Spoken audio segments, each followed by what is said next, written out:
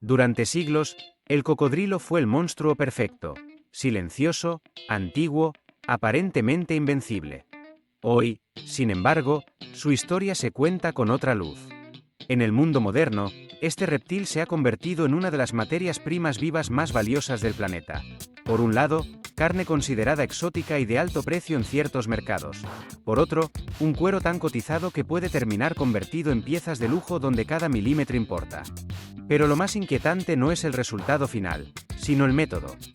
¿Cómo se logra criar, controlar y procesar animales con instintos intactos a escala industrial sin que el sistema colapse? La respuesta comienza lejos de las pasarelas y de los restaurantes. Comienza en granjas diseñadas como fortalezas biológicas, con agua, temperatura, densidad y alimentación medidas con una frialdad casi científica. Existen operaciones en múltiples países, pero el patrón se repite: instalaciones enormes, divididas por etapas de vida, con zonas de reproducción, áreas de incubación, corrales acuáticos para crías y estanques de engorda para ejemplares que aún conservan la misma lógica que sus ancestros: reaccionar, morder, sobrevivir. Y aún así, dentro de ese instinto salvaje, la industria busca algo muy específico: uniformidad. Uniformidad en crecimiento, en salud, en piel, en rendimiento. Si te gusta este tipo de historias industriales contadas sin atajos, suscríbete al canal ahora. Aquí desarmamos procesos reales paso a paso para que entiendas qué hay detrás de lo que el mundo consume y presume. El ciclo de producción arranca con un punto crítico: la puesta de huevos. Durante la temporada reproductiva, las hembras son llevadas a estanques semisalvajes o a recintos controlados que imitan orillas naturales. Allí se acondicionan zonas de anidación con arena seca y capas blandas para facilitar que la hembra cabe. No es un simple detalle. El nido correcto reduce el estrés, mejora la postura y disminuye pérdidas. En ese momento, el comportamiento cambia. La hembra se vuelve más territorial, más reactiva, más peligrosa. Y ahí aparece el primer pulso real entre instinto y sistema: recolectar los huevos sin detonar una respuesta agresiva. Los trabajadores no entran a ver qué pasa. Operan con tiempos calculados, rutas definidas y estrategias de distracción. En muchas granjas, primero se atrae a la madre fuera de la zona del nido o se la separa de manera controlada para minimizar riesgos. Luego viene la recolección, rápida, cuidadosa y con un detalle que decide todo. Cada huevo se marca para mantener su orientación exacta. Girarlo puede afectar el embrión. Moverlo mal puede arruinar semanas de desarrollo. Por eso, los huevos se limpian en seco, se acomodan en bandejas con material que conserva humedad y evita golpes, y se separan con espacio suficiente para permitir ventilación y estabilidad. A partir de ahí, el milagro deja de depender del clima. Los huevos pasan a incubadoras dentro de salas con temperatura y humedad controladas, como si el nido natural se hubiera convertido en una cámara de precisión. Y aquí ocurre algo que a muchos les sorprende. En estos reptiles, la temperatura no solo define el ritmo, también puede influir en el sexo de las crías. Por eso, la incubación no es un simple esperar, sino una etapa donde se decide el futuro del lote completo. Después de semanas, llega la señal: un sonido agudo, un movimiento interno, el primer quiebre de la cáscara. Cuando la eclosión comienza, el sistema cambia otra vez de fase, porque lo que nace no es un animal tierno. Es una criatura pequeña, sí, pero programada para competir y reaccionar. Y justo en ese instante, la granja se juega otra parte del negocio: mantener vivas, estables y sanas a las crías en sus primeros días, cuando todavía son frágiles, pero ya peligrosas. Cuando los huevos finalmente eclosionan, el ambiente cambia por completo. Ya no se trata de incubadoras silenciosas y parámetros estables, sino de gestionar decenas, a veces cientos, de pequeñas criaturas que, aunque miden apenas unos centímetros, conservan intacta la lógica de un depredador. Las crías de cocodrilo no pasan por una fase domesticada. Desde el primer momento reaccionan al movimiento, al ruido y a la competencia. Por eso, el traslado inmediato a las áreas de crianza no es opcional, es una necesidad operativa. Estas zonas suelen ser estanques de cemento o tanques reforzados, con sistemas de circulación de agua, control térmico y cubiertas superiores.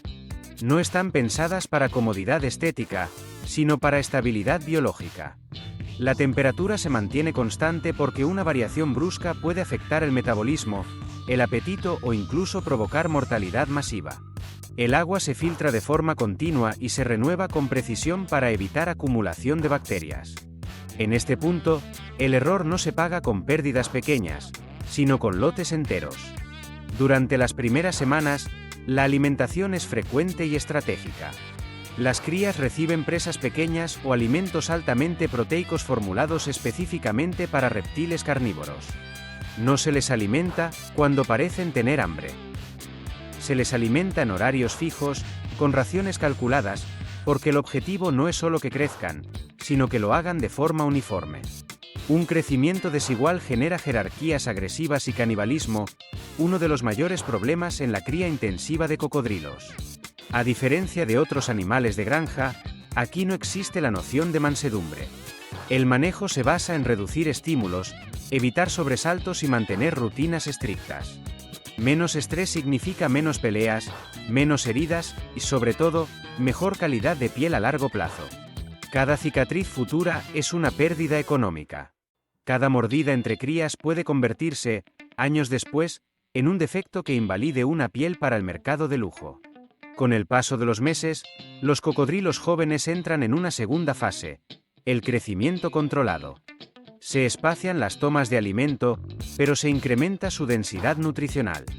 La dieta se ajusta para favorecer no solo el desarrollo muscular, sino también la elasticidad y uniformidad del tejido cutáneo. Aquí ya no se piensa solo en supervivencia, sino en rendimiento. El animal empieza a convertirse en una inversión a largo plazo. Es importante entender algo clave. Los cocodrilos no crecen rápido como otros animales. Alcanzar el tamaño comercial puede tomar entre 2 y 3 años. Durante todo ese tiempo, la granja debe mantenerlos vivos, sanos y relativamente tranquilos.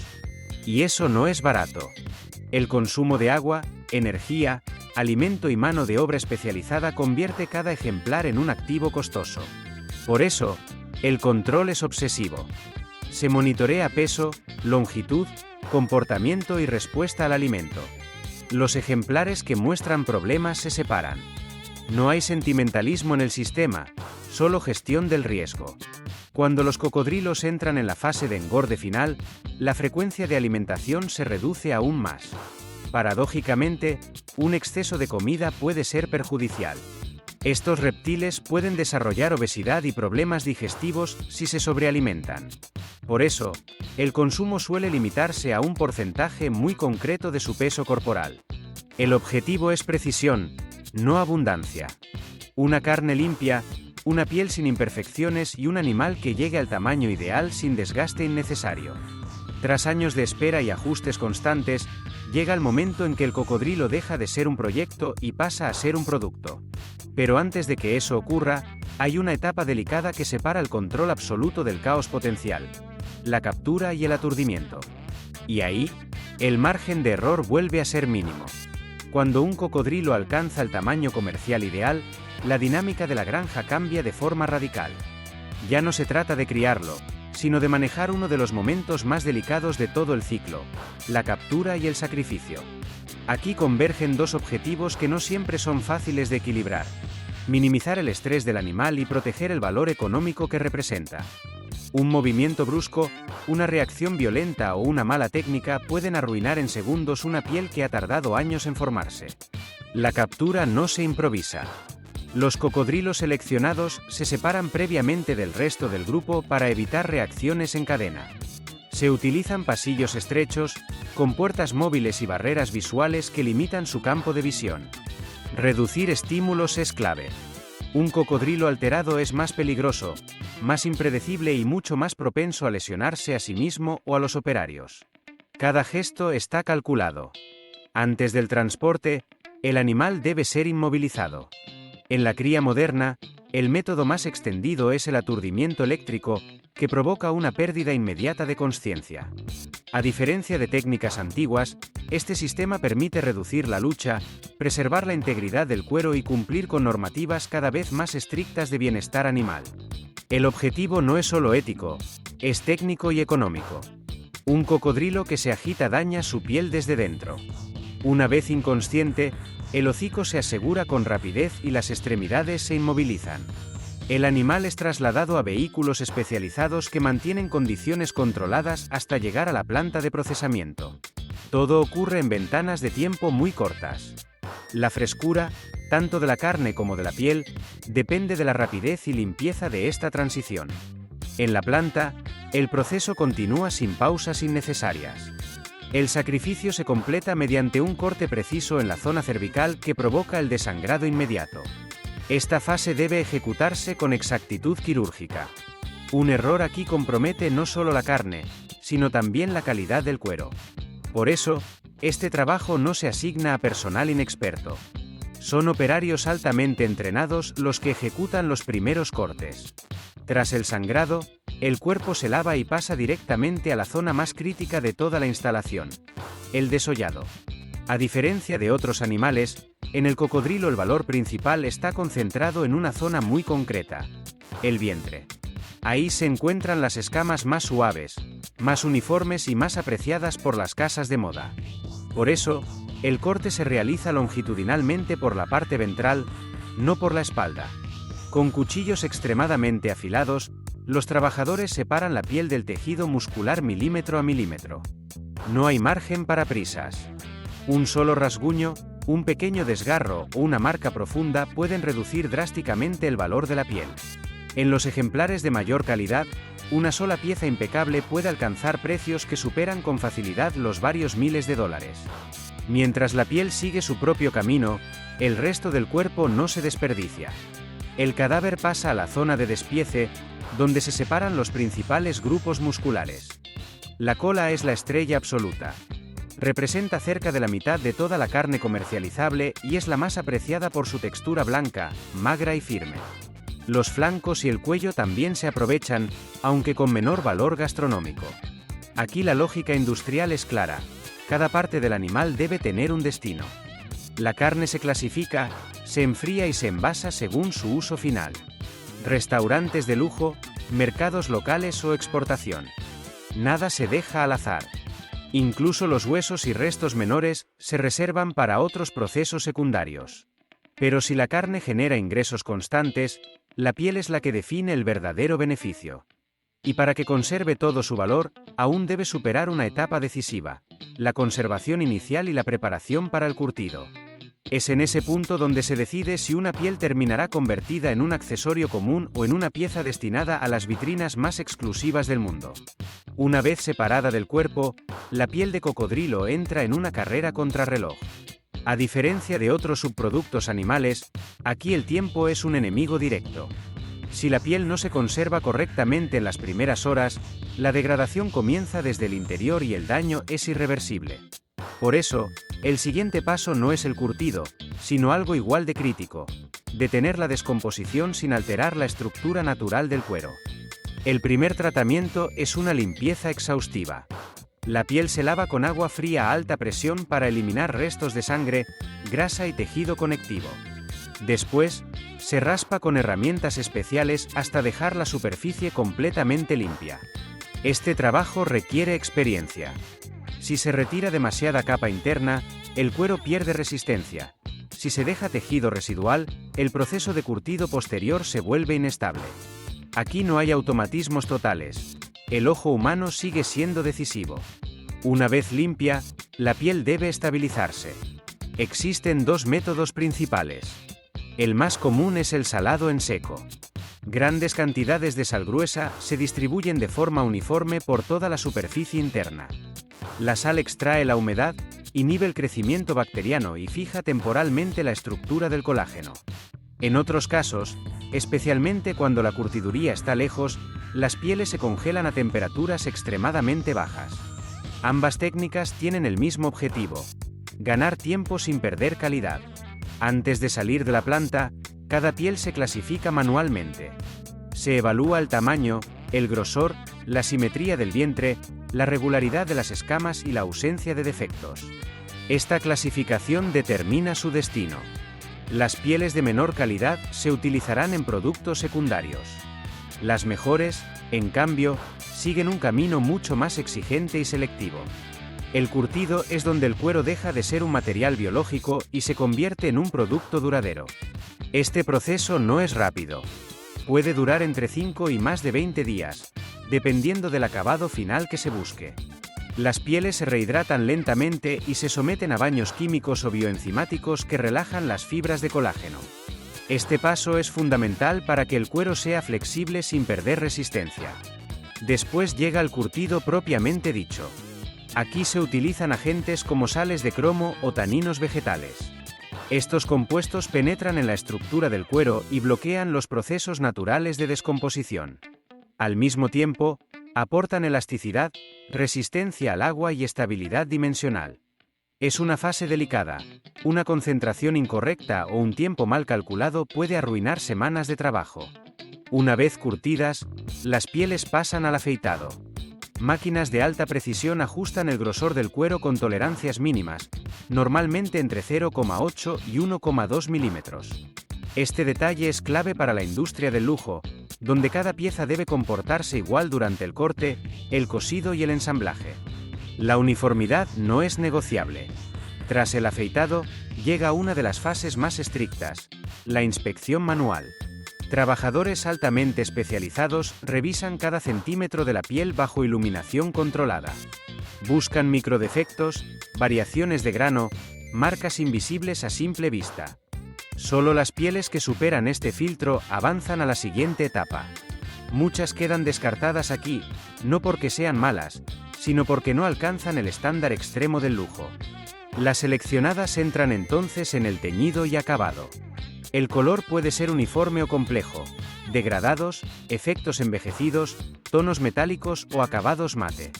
En muchos casos, el teñido se realiza parcialmente a mano para garantizar profundidad y naturalidad.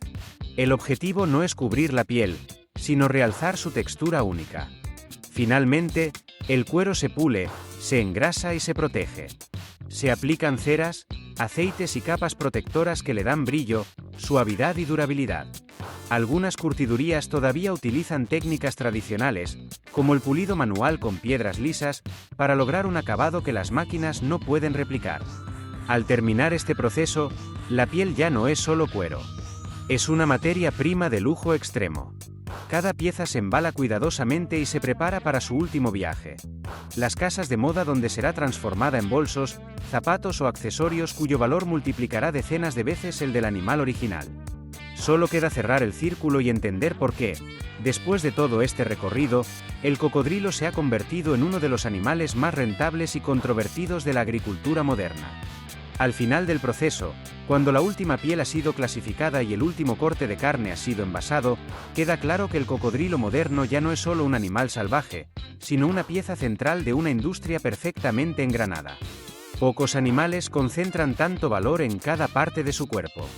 La piel alimenta la moda de lujo, la carne abastece mercados gourmet y locales tradicionales, los huesos y restos se destinan a subproductos industriales. Nada se desperdicia. Todo se monetiza. Esa es la razón por la que la cría de cocodrilos se ha convertido en una de las actividades agrícolas más rentables del mundo. Un solo ejemplar, criado durante años bajo condiciones controladas, puede generar miles o incluso decenas de miles de dólares a lo largo de su ciclo de vida. Para los granjeros, no se trata solo de volumen, sino de precisión. Cada decisión, desde la temperatura de incubación hasta la dieta final, tiene un impacto directo en el valor económico del animal. Sin embargo, este éxito también ha colocado a la industria bajo un escrutinio constante. El bienestar animal, la sostenibilidad y la ética son temas que rodean inevitablemente a la cría de cocodrilos. Por eso, en muchos países, estas granjas operan bajo regulaciones estrictas, auditorías frecuentes y protocolos diseñados para minimizar el sufrimiento y maximizar el aprovechamiento responsable. Paradójicamente, la cría controlada ha reducido la caza ilegal y la presión sobre poblaciones silvestres, convirtiéndose en una herramienta de conservación indirecta. Desde el punto de vista cultural, el cocodrilo ha sufrido una transformación radical. Pasó de ser un depredador temido, símbolo de peligro y fuerza primitiva, a convertirse en un icono de estatus. Un bolso, una cartera o un cinturón de cocodrilo ya no representan al animal en sí, sino la idea de exclusividad, artesanía extrema y acceso a lo inaccesible. Detrás de cada pieza hay años de crianza, semanas de curtido y cientos de manos expertas que intervinieron en el proceso. La carne, por su parte, sigue un camino distinto pero igualmente significativo. En muchas regiones es parte de la gastronomía tradicional. En otras, un producto exótico asociado a restaurantes de alta gama. Su textura magra, su sabor suave y su alto contenido proteico la han colocado en un nicho muy específico, lejos del consumo masivo, pero altamente rentable. Y así se cierra el ciclo. Desde un huevo enterrado en la arena hasta una vitrina de lujo en París o Milán. Desde un estanque de crianza hasta un plato servido en un restaurante exclusivo. El cocodrilo moderno es el resultado de la convergencia entre biología antigua y tecnología contemporánea, entre instinto salvaje y control humano absoluto. Esta historia no trata solo de reptiles, ni siquiera solo de agricultura. Trata de cómo el ser humano ha aprendido a domesticar lo indomable, a convertir el peligro en valor y a transformar una criatura prehistórica en uno de los pilares más lucrativos de la economía global moderna. Si esta historia te ayudó a ver con otros ojos los productos de lujo y las industrias que los sostienen, déjanos tu opinión y suscríbete para seguir explorando los procesos ocultos detrás de los alimentos, materiales y objetos que damos por sentados cada día. Porque detrás de cada artículo extraordinario, casi siempre, hay una historia que pocos se atreven a contar.